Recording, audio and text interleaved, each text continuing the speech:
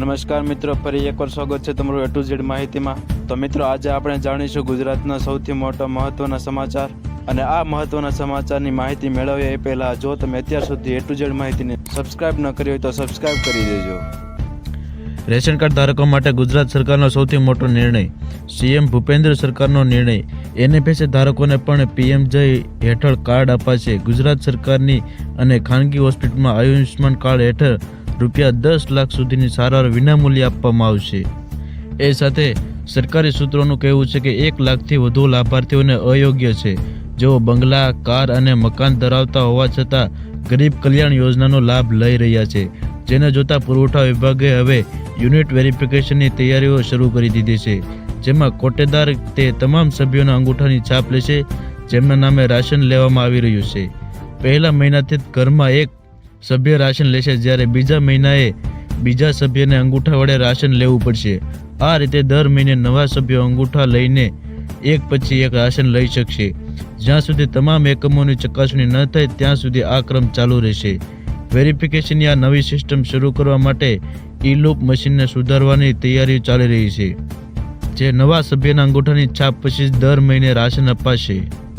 એ સાથે શું ખેડૂતોને 2000નો વધારો મળી શકે છે? PM કિસાન સન્માન નિધિ યોજનાની અંદર ખેડૂતોને પ્રધાનમંત્રી કિસાન સન્માન નિધિ યોજના હેઠળ હવે ₹6000ને બદલે ₹8000 વાર્ષિક આપવામાં આવશે। રાજ્ય સરકાર વધારાના 2000 ભોગવે તેવી શક્યતાઓ છે। રાજસ્થાન સરકારે ખેડૂતોને બજેટમાં રાહત આપી છે। ભજનલાલ સરકારે બજેટમાં જાહેરાત કરી છે। શું ગુજરાતમાં પણ આવી જાહેરાત થવી જોઈએ? કમેન્ટ કરીને જણાવજો। એ સાથે મોદી સરકાર દ્વારા મફત વીજળીની જાહેરાત।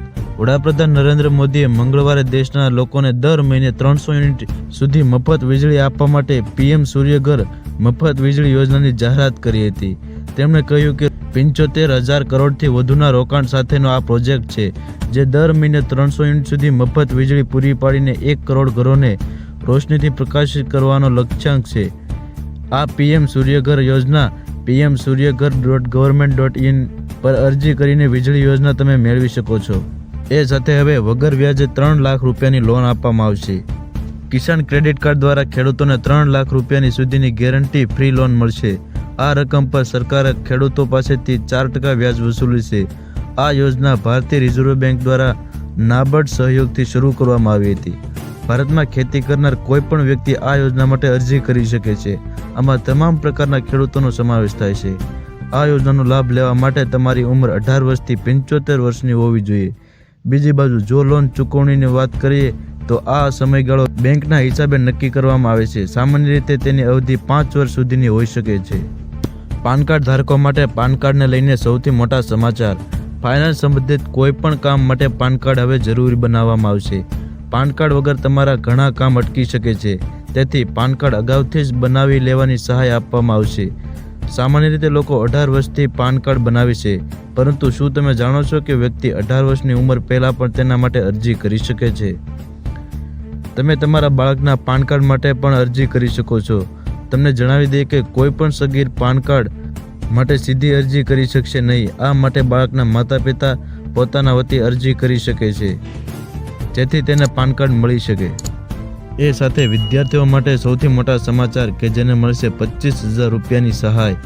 ગુજરાત સરકારે STEM એટલે કે સાયન્સ, એન્જિનિયરિંગ, ટેકનોલોજી અને મેથ્સના વિદ્યાર્થીઓની સંખ્યા વધારવા માટે વર્ષ 2024-25 માટે નમો સરસ્વતી યોજના જાહેરાત કરી છે। સરકારે આ માટે ₹250 કરોડની જોગવાઈ કરી છે। નાણામંત્રી કનુભાઈ દેસાઈએ તેમના બજેટ ભાષણમાં જણાવ્યું હતું કે 21મી સદી વિજ્ઞાન અને ટેકનોલોજીનો યુગ છે, જેમાં IT અને તેની સાથે સંકળાયેલી ટેકનોલોજી જીવનમાં તમામ પાસાઓનો સ્પર્શ કરી શકે છે। એ માટે હવે વિદ્યાર્થીઓને ₹25,000ની સહાય કરવામાં આવશે।